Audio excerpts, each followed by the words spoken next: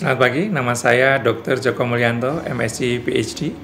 Saya dosen pada Departemen Ilmu Kesehatan Masyarakat dan Kedokteran Komunitas dan mengampu materi pembelajaran terkait komunikasi ilmiah.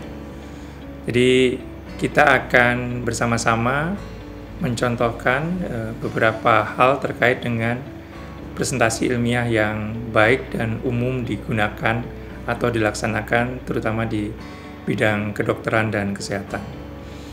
Yang pertama yang harus kita perhatikan adalah terkait dengan slide presentasi itu sendiri. Kita tahu bahwa ketika kita melakukan presentasi, kita mempersiapkan slide.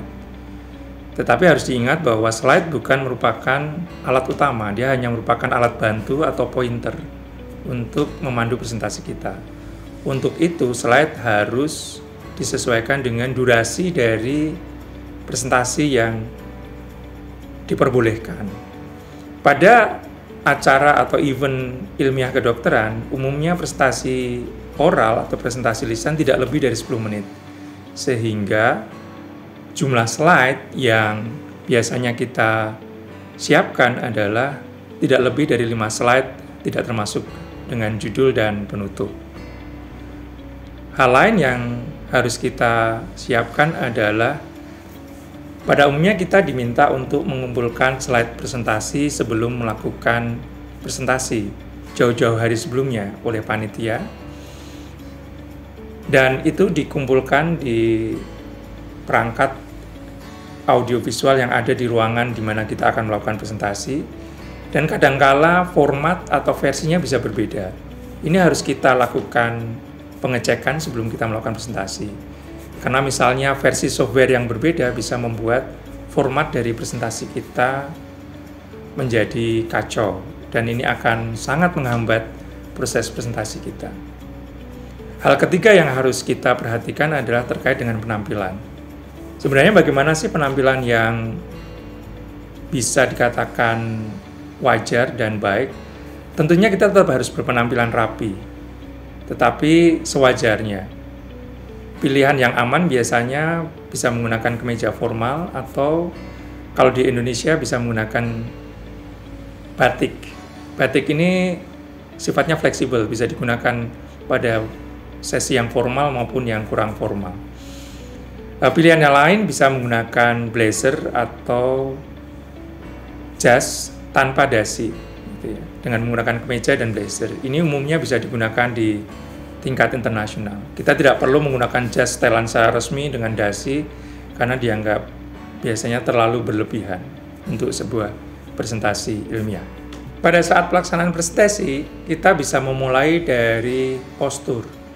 Jadi pada saat kita melakukan presentasi, presentan harus berdiri tegak, menghadap audiens dan melakukan kontak mata. Ya. Jangan kita membelakangi audiens dan membaca slide presentasi, tetapi kita menghadap audiens dan melakukan kontak mata. Kita mulai dengan salam kepada semua audiens termasuk dewan juri. Sewajarnya saja salamnya gitu ya. Yang diikuti dengan perkenalan. Perkenalan berupa nama dan afiliasi atau asal institusi dari presentan, yang kemudian diikuti dengan penyebutan judul presentasi secara singkat. Selain itu bisa mungkin mengucapkan terima kasih sebelumnya, tetapi jangan berlebihan. Terima kasih atas kesempatan yang diberikan, itu aja sudah cukup. Berikut ini merupakan contoh bagaimana kita mengawali sebuah presentasi. Selamat pagi Bapak Ibu sekalian dan Dewan Juri yang terhormat. Pagi. Nama saya Joko Mulyanto, saya dari Departemen Ilmu Kesehatan Masyarakat dan Kedokteran Komunitas, Fakultas Kedokteran Universitas Jenderal Sudirman. Pada pagi hari ini saya akan mempresentasikan hasil penelitian saya yang berjudul Multidimensional Inequalities in Hypertension Management Among the Beneficiaries of Indonesian National Health Insurance. Pada saat kita memasuki pelaksanaan presentasi pada sesi substansi atau sesi isi, maka kita harus melakukan presentasi seringkas mungkin. Gunakan kata-kata yang bersifat formal, tetapi cara menyampaikan tetap rileks dan casual. Isi presentasi harus dikuasai dengan baik, sehingga kita bisa menyampaikan secara fleksibel, tidak bergantung pada tulisan yang ada di slide. Jadi jangan sampai kita berulang kali menoleh ke slide untuk mengingat apa yang akan kita presentasikan. Tapi pada hakikatnya, substansi dari presentasi sudah dikuasai oleh presentan secara baik. Hal ini bisa dipersiapkan dengan menulis terlebih dahulu apa-apa yang akan dipresentasikan.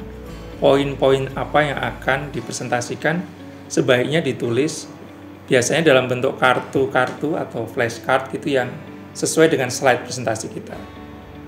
Dilatih sebelum melakukan presentasi sehingga kita akan strict pada poin-poin yang akan kita presentasikan. Ini penting mengingat durasi presentasi yang sangat terbatas yang tidak memungkinkan kita untuk melakukan presentasi secara panjang dan lebar. Bagaimana dengan gestur atau gerakan anggota tubuh? Sebenarnya gestur wajar untuk bisa dilakukan dan itu normal dan bisa diterima, tetapi jangan berlebihan. Jangan sampai gestur kita justru akan memberikan distraksi dari audiens terhadap presentasi atau hasil penelitian yang sedang kita presentasikan. Jadi jangan sampai distraksi itu, gestur itu mendistraksikan fokus dari audiens. Pada bagian akhir, kita akan menutup presentasi dengan menekankan pada hasil utama dari presentasi tersebut. Hasil ini perlu diulang supaya audiens mendapatkan kesan yang mendalam. Selain itu perlu dilengkapi dengan take home message gitu ya. Take home message ini bisa dikatakan seperti punchline gitu ya. 1-2 kalimat yang membekas, yang ringkas tapi membekas, yang memberikan kesan dan membuat audiens mengingat apa yang penting dari presentasi kita. Berikut ini merupakan contoh-contoh dari presentasi yang biasa kita lakukan pada presentasi ilmiah di kedokteran. Hipertensi merupakan permasalahan kesehatan utama di Indonesia. Angka kejadian hipertensi pada tahun 2018 diperkirakan mencapai 34% dan terus bertambah.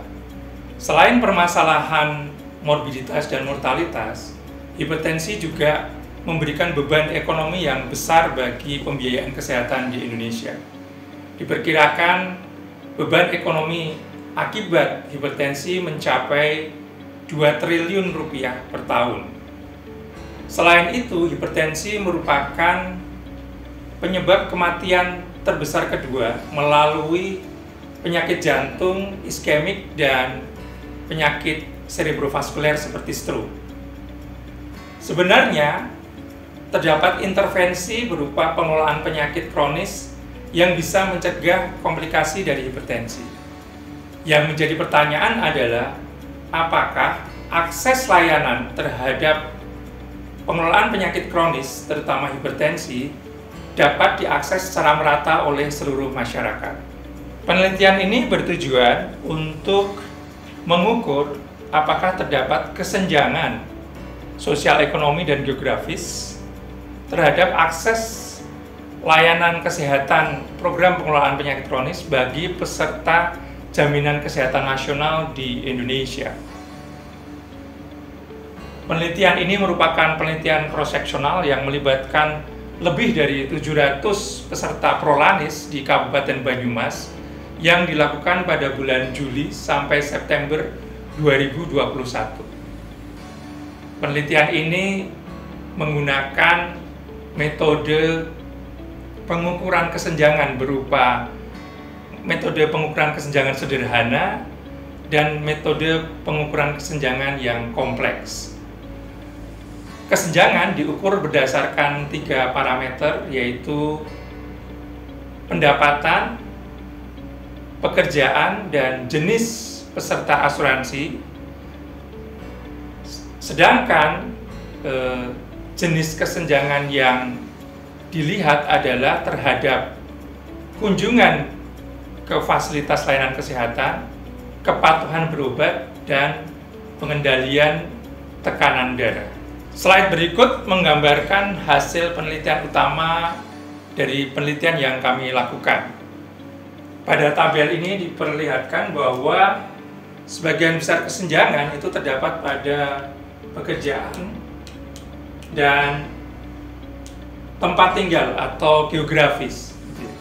Jadi mereka yang tinggal di kawasan pedesaan itu akan lebih susah atau lebih sulit mengakses layanan prolanis terkait dengan hipertensi ini dibandingkan mereka yang tinggal di kota.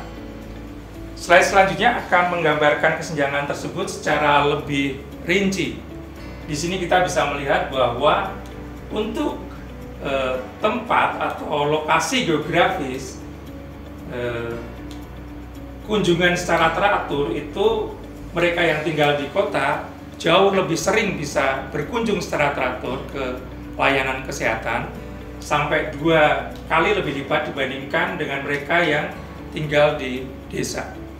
Sedangkan untuk pekerjaan ini mereka yang memiliki pekerjaan secara formal dibandingkan dengan mereka yang bekerja secara informal atau serabutan lebih sering berkunjung secara teratur, lebih mendapatkan pengobatan yang sesuai dan memiliki kendali hipertensi yang lebih bagus sampai 2,4 kali lebih besar dibandingkan mereka yang tidak bekerja secara formal. Hasil penelitian kami menunjukkan bahwa masih terdapat kesenjangan sosioekonomik yang bermakna dalam penggunaan layanan kesehatan terkait hipertensi. Selain itu juga terdapat kesenjangan geografis yang bermakna juga. Hal ini mendasari bahwa perlu adanya perbaikan layanan kesehatan terkait dengan program pengelolaan penyakit kronis, termasuk hipertensi di sini, yang memperhatikan karakteristik sosial ekonomi maupun geografis dari peserta.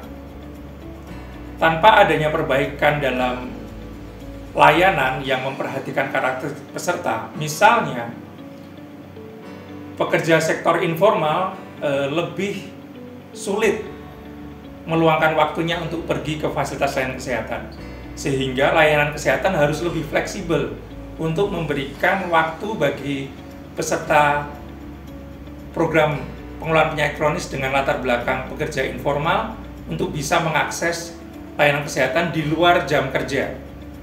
Hal ini akan memudahkan dan memperbesar peluang bagi mereka untuk bisa mengakses layanan kesehatan. Hal yang lain yang bisa dilakukan misalnya untuk mengatasi kendala geografis adalah mendekatkan layanan kesehatan tersebut ke lokasi dari penduduk tinggal. Misalnya untuk mereka yang di pedesaan dan harus mengakses layanan kesehatan yang selama ini hanya ke puskesmas dengan jarak yang relatif jauh, harus didekatkan layanan kesehatan tersebut ke lokasi pemukiman, misalnya dengan mobile health center yang lebih dilakukan secara lebih teratur dan reguler.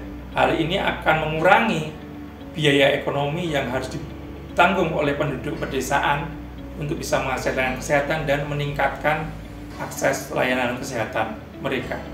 Dan pada akhirnya ini akan mengurangi kesenjangan layanan kesehatan dan mampu mendorong peningkatan derajat kesehatan masyarakat secara merata. Demikian presentasi hasil penelitian kami. Semoga hasil penelitian ini dapat bermanfaat untuk menambah wawasan Bapak Ibu sekalian, dan kami mengundang segala masukan, pertanyaan, dan umpan balik dari Bapak Ibu sekalian terkait hasil penelitian kami. Selamat pagi dan Assalamualaikum warahmatullahi wabarakatuh. Demikian video pembelajaran terkait dengan teknik presentasi ilmiah di bidang kedokteran. Semoga bermanfaat untuk adik-adik sekalian.